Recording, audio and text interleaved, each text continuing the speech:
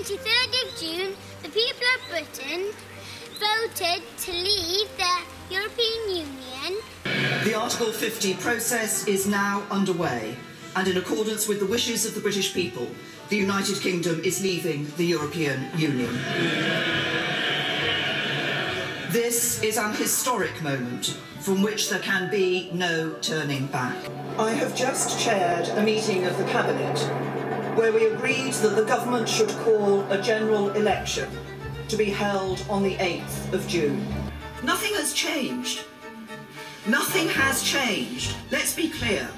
We have not changed the principles that we set out in the manifesto.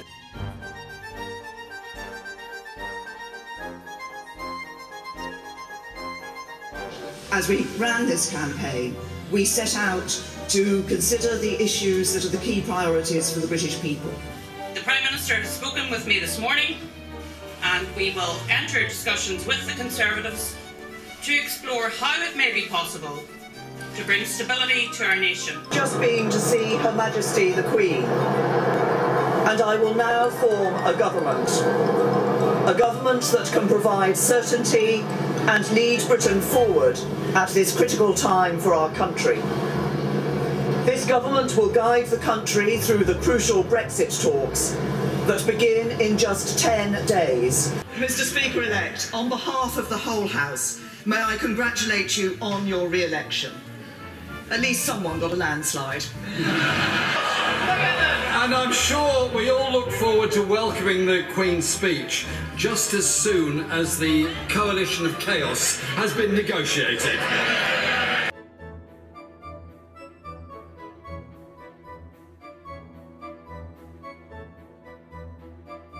My government's priority is to secure the best possible deal as the country leaves the European Union.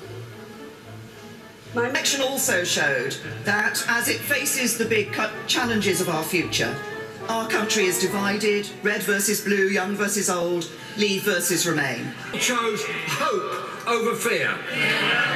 And they sent an unequivocal message, Mr. Speaker, that austerity must be brought to an end.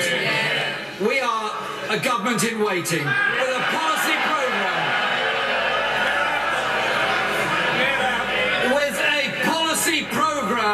That enthused and engaged millions of people in this election. In mid-April, everything appeared to be going smoothly for Britain. Article 50 had been triggered without any political opposition, apart from a few shrill cries for another independence referendum from north of the Scottish border. But then Theresa May made the fatal mistake of believing the tripe that calls itself Britain's polling industry, that convinced her that a snap general election would yield a landslide victory, thus strengthening Theresa May's hand in the about to begin BrExit negotiations.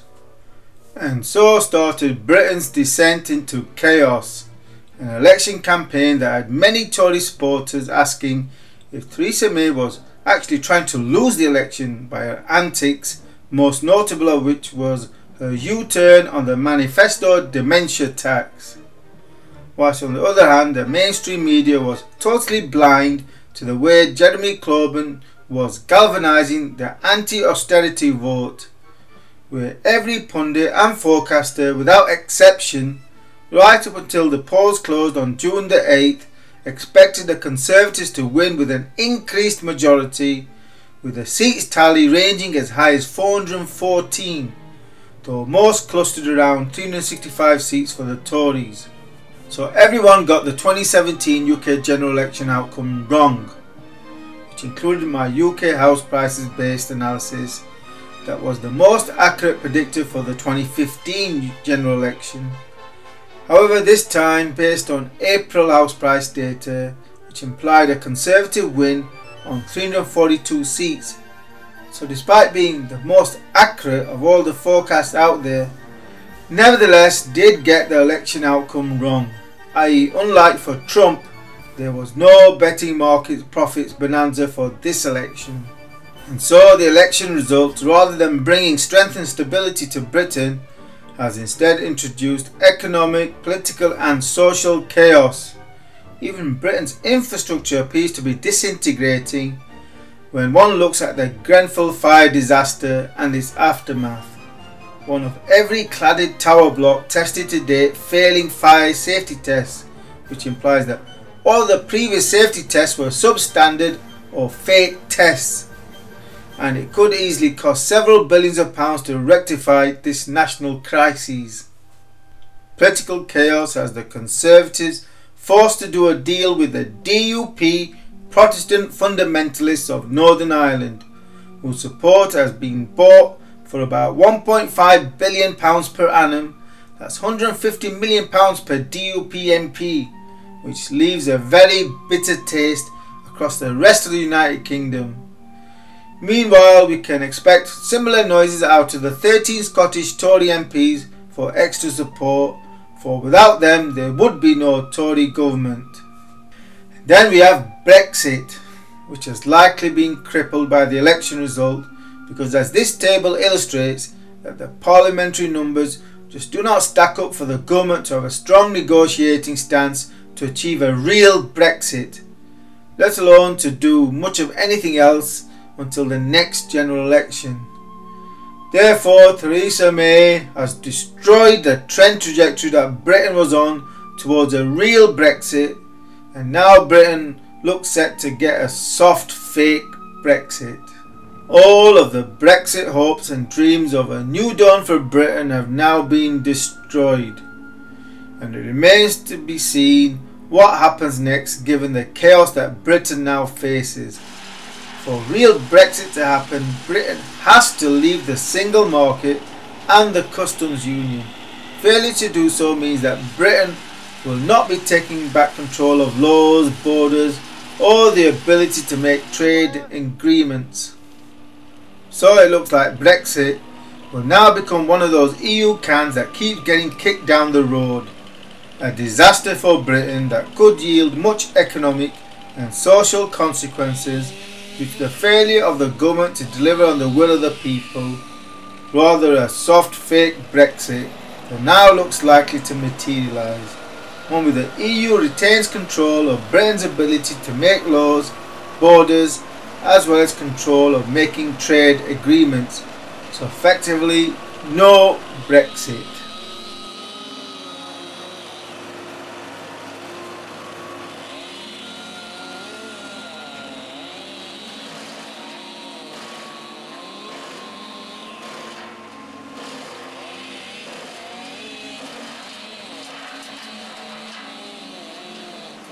Consequences of this means for a continuation of out of control EU immigration and the route the EU represents to the UK for an exponentially expanding African population explosion and climate change driven chaos that Europe increasingly faces over the coming years and decades of migrant flows that will steadily build to more than 10 times the present day migration crises. Where a real Brexit would have ensured that Britain was best placed to survive the climate change driven migration storm that can only intensify with each passing year. And now for the primary purpose of this video, which is for forecasting lessons learned for the next UK general election, so as to increase the probability of arriving at an accurate and profitable forecast conclusion. Snap elections. Unfortunately, Theresa May's snap general election called on the back of opinion polls that suggested a huge landslide election victory, thus implied we were all in for a very boring election campaign. So I found it difficult to motivate myself to get started on the analysis, and only really started to do so just 2 weeks before the election date, where normally I would have begun the process a good 6 months before an election and seeking to conclude in a forecast at least 1 month before polling day, as I did for Trump, which means a lot of analysis was left undone. No economic analysis, no manifestos analysis, no analysis of mainstream anti-Corbyn bias, and no analysis of social media trends such as YouTube video views. So the first lesson to learn is to recognise that snap general elections only provide for a very limited amount of time to perform all of the necessary analysis, which literally means to drop everything and throw oneself into the process virtually immediately following the election being called, else the probability for an accurate forecast outcome will be low. House prices. The need to remember that house prices wealth effect is the most accurate forecaster for outcomes of UK general elections, i.e. April data implied 342 Tory seats, whilst data for May released on the 7th of June implied just 334 Tory seats, by far the most accurate predictor. So house prices analysis should be tasked as being of primary importance ahead of all other analysis. Getting an accurate gauge of house prices trend and momentum going into polling day is the key towards arriving at an accurate forecast conclusion. Everything else should be secondary. Economic analysis. Again, it is necessary to undertake economic analysis, for instance to answer the questions such as: are incomes rising or falling in real terms? For how do voters feel about their personal circumstances? Where whilst in mid-2015 real terms earnings were rising at the rate of about 2.8%, i.e. the previous Chancellor George Osborne timing the peak in earnings for the May 2015 general election. However, this time Theresa May called the election for a time when earnings had actually turned negative, a huge mistake. So economic indicators such as this are of great importance and which I will completely fail to touch upon this time. Manifestos analysis. It is very necessary to perform an analysis of the manifestos and whether they appeal or repel sections of the electorate. The bigger the bribes, the more appealing, and the worse the pain, the more repulsive. Clearly Labour won the manifesto bribes battle, and Theresa May did not help her cause with the dementia tax. In fact, the Tory manifesto was really a disaster, as if it was written to lose the election.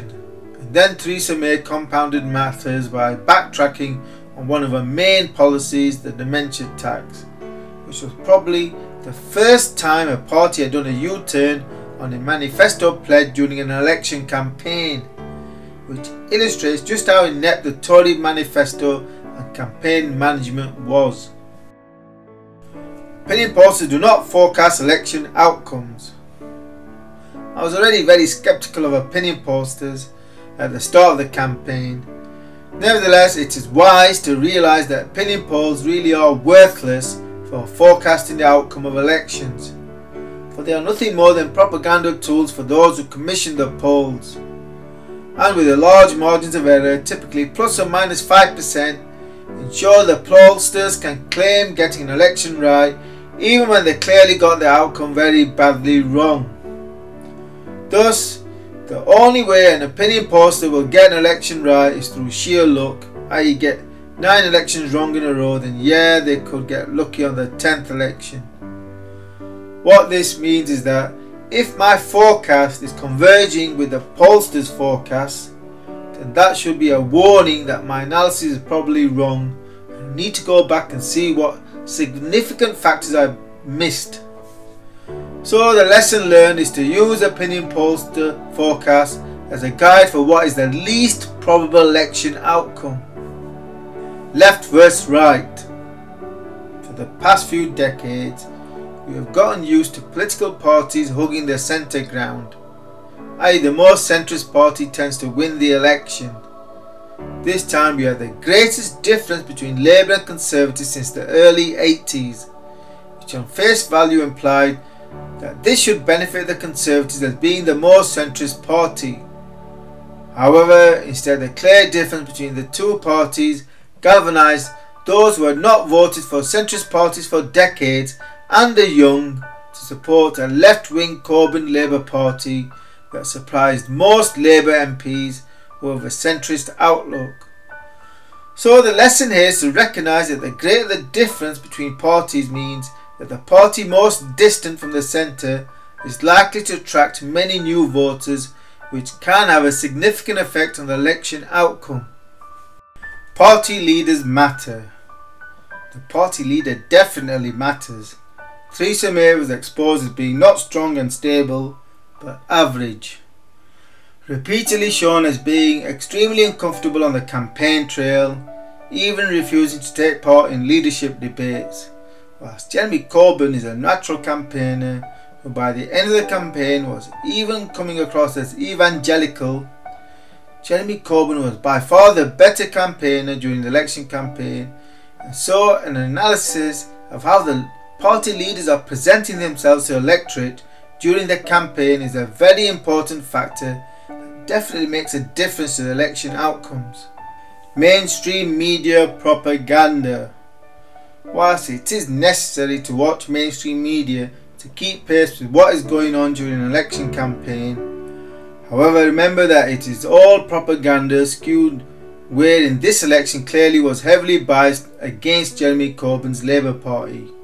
So always remember that you are watching and reading propaganda, for journalists inhabit their own world that can be far detached from the real world of the bulk of the electorate.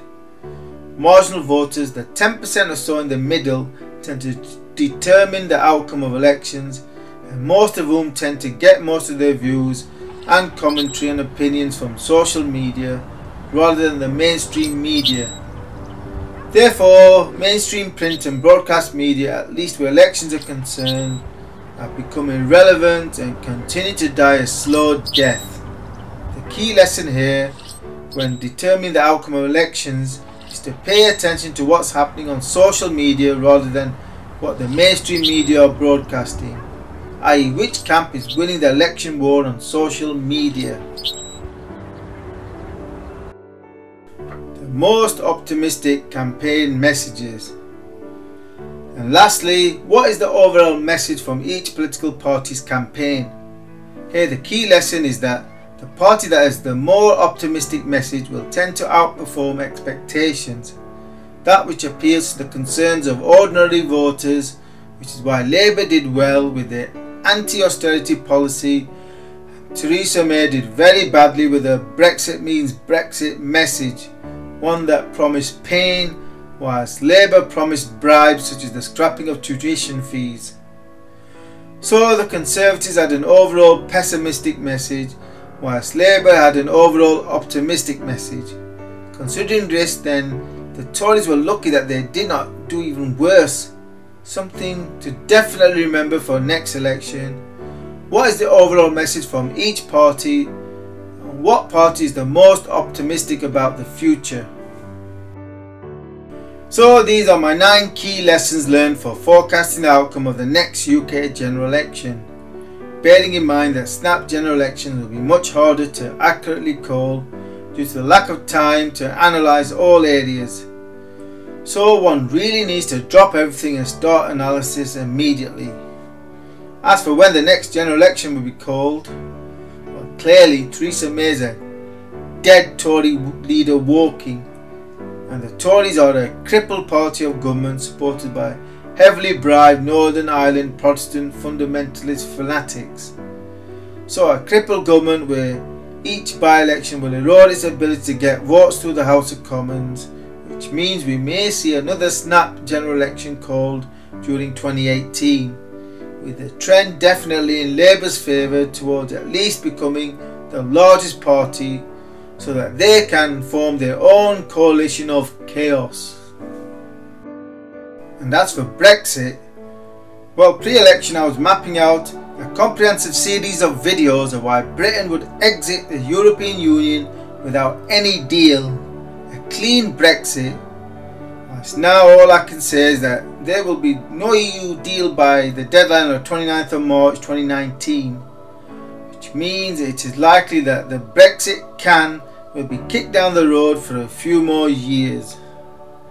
And do subscribe to this YouTube channel for my forthcoming in-depth analysis and detailed trend forecasts for the financial markets, as hopefully we won't need to worry about another general election for at least a year.